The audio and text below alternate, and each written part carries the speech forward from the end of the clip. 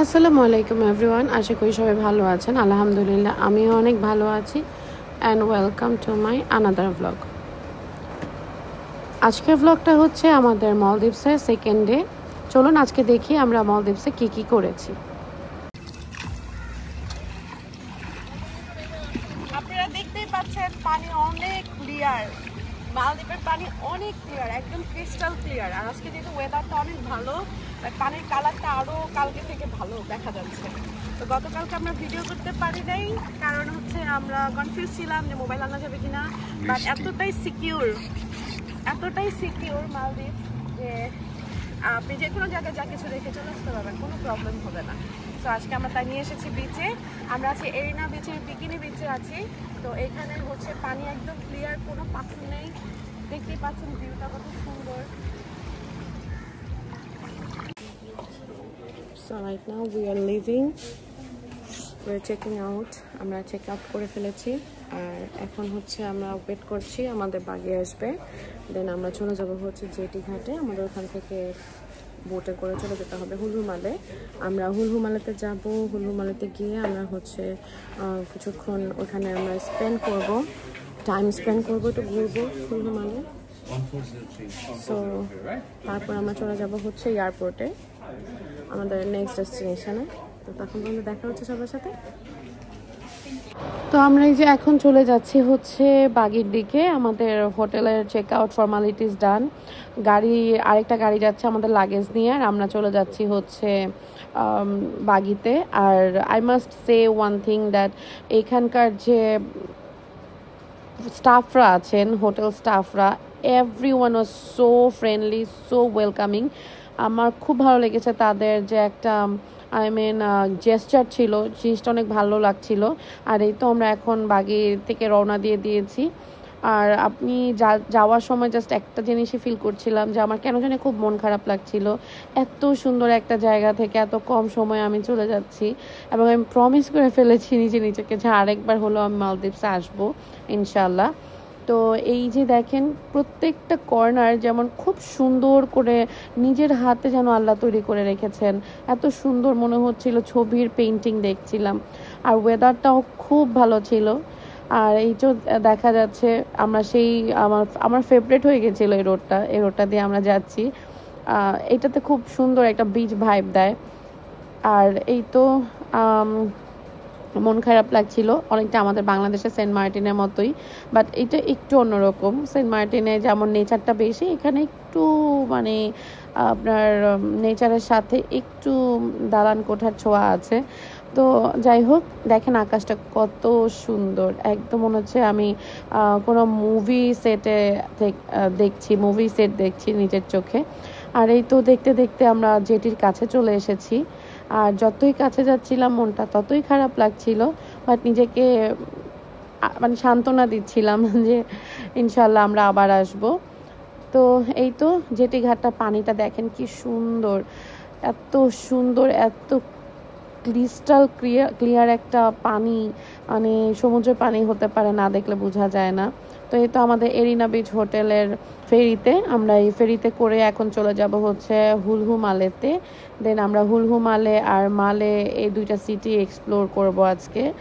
আর এই তো আমরা একদম পিছনে চলে যাচ্ছি। আমি বারবার বলছিলাম চলো পেছনে গিয়ে বসি, বিকজ পিছনে বসে মজাটা খুব বেশি লাগে, ঢেউটা কম বোঝা যায়, আর পিছনে বসলে পানিটাকে খুব কাছ থেকে দেখা যায়।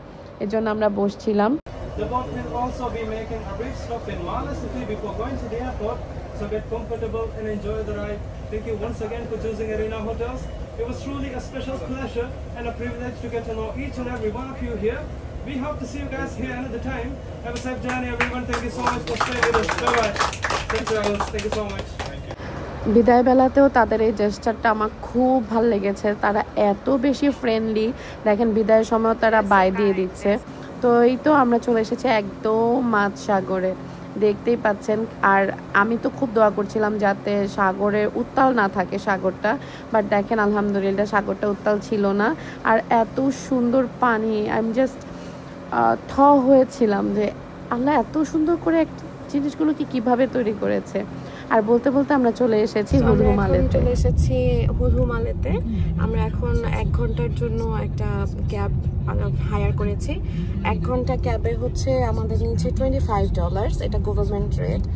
তো আমরা যেহেতু ঘুরবো 1 আওয়ার, তো আমরা $25 নিয়ে নিই। তো এই সেই বিখ্যাত ব্রিজ যেটা হচ্ছে সমুদ্রের ওপরে তৈরি করা এবং দুইটা শহরকে মানে দুইটা দ্বীপকে কানেক্ট করেছে এই ব্রিজটি।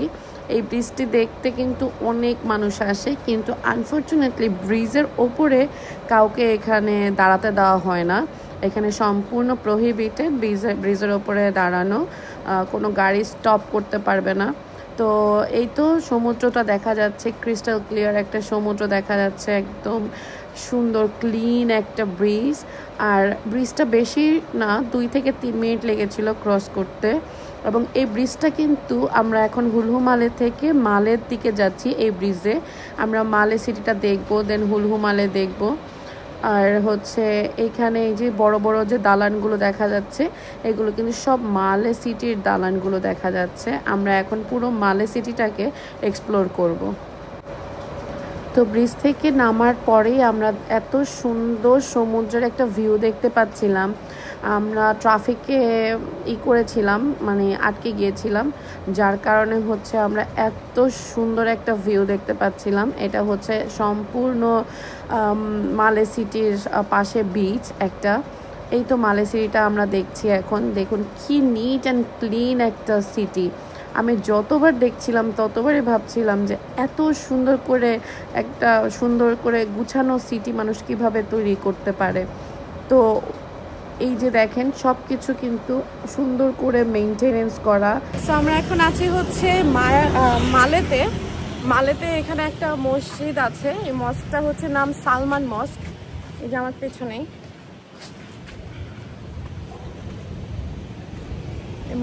মস্কের সামনে আমরা এসেছি কিছু পিকচার ক্লিক করার জন্য। আর আমাদের গাড়িটা হচ্ছে ঠিক আমাদের রাস্তার ওই পারে। আর এখানে খুব সুন্দর রুলস, এখানে জেব্রা ক্রসিং আছে। আপনি যখন রাস্তা ক্রস করবেন তখন ওই জেব্রা ক্রসিংয়ের সামনে দাঁড়ালে অটো গাড়িগুলো থেমে যাবে, তারপর আপনি ক্রস করতে পারবেন। সো এই যে মস্কটা, এটা হচ্ছে সালমান মস্ক। এই মস্কটা কিন্তু মালদ্বীপসের প্রথম মসজিদ, যেটা মালদ্বীপসের মালে সিটিটা তৈরি হওয়ার সময় তৈরি করা হয়েছিল according to the history of Maldives. তো আমরা সেই মস্কটা দেখছিলাম, মসজিদটা। আর মসজিদের চারপাশের ভিউটা দেখে তো আমি বারবার আমেজড হচ্ছিলাম। এই দেখেন পুরো মনে হচ্ছে যে টিভিতে দেখায় না যে সুন্দর ক্লিনেস্ট একটা ছবির শুটিং সেট, ঠিক আমার ওরকম লাগছিল। আর এত সুন্দর বিউটিফুল অর্গানাইজ করা, বারবার আমার ভালো লাগছিল। আর এখানে অনেক রেস্টুরেন্ট, বার, দেন হচ্ছে দেন জুস বার, এগুলো আছে। তো এইগুলো দেখতে দেখতে আমরা চলে যাচ্ছিলাম আমাদের নেক্সট স্পটে। আর এই যে সেই নেক্সট স্পটটা হচ্ছে গিয়ে প্রেসিডেন্টের পার্লামেন্ট। এখানকার যে সরকারি পার্লামেন্টগুলো, এগুলো হচ্ছে এই পাশটায়। এবং প্রত্যেকটা পার্লামেন্ট কিন্তু হোয়াইট কালার করা। দ্যাট মিনস আপনি চিনতে পারবেন যে এগুলো হচ্ছে parliament house or parliament office. তো আমাদের যে ড্রাইভার, সেই ড্রাইভার আপুটা অনেক বেশি পরিমাণের ভালো ছিল। আর ওই যে দেখা যাচ্ছে Gloria Jeans, one of my favourite coffee bar. তো আমরা আজকে সময় ছিল না, তাই আমরা আর ওখানে থামলাম না, যেহেতু বাংলাদেশে তো আছেই। তো এই জন্য আমার দেখে খুব ভালো লাগলো। তো আমরা চলে যাচ্ছি এখন প্রেসিডেন্টের বাসা দেখতে। তো এই যে সামনেই হচ্ছে প্রেসিডেন্টের বাসা। আর দেখেন কি সুন্দর অর্গানাইজ করা, আর এত বেশি প্রহরী এখানে। খুব চেকিং এখানে হয়। আর সবচেয়ে ভালো ব্যাপার হচ্ছে একদম আপনি গেটের সামনে দাঁড়িয়ে কিন্তু ছবি তুলতে পারবেন। আর এই যে একটা মনুমেন্ট, এটাও কিন্তু একদম প্রথম যখন মালদ্বীপ স্টার্ট হয় তখনকার সময়কার মসজিদ এটা। এবং